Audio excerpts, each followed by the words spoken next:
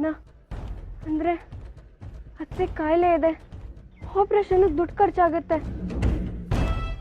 ಅದನ್ನು ಹೊಂದಿಸ್ಬೇಕು ಅಂತ ಈ ಪ್ರೀತಿ ಮದುವೆ ಎಲ್ಲ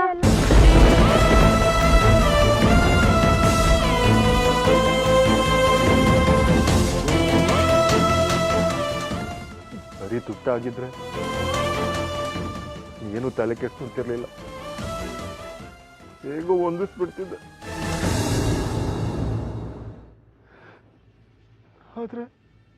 ಆದ್ರೆ ಏನಣ್ಣ, ತುಟ್ಟಿಗಿಂತ ನನಗೆ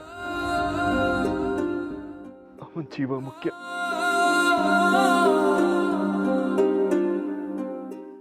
ಆಪರೇಷನ್ ಕಾಯಿಲೆ ಅಂತ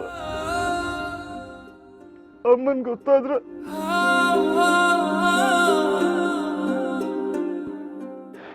ಎಷ್ಟು ಖರ್ಚಾಗುತ್ತೆ ಅಂತ ಗೊತ್ತಾದ್ರೆ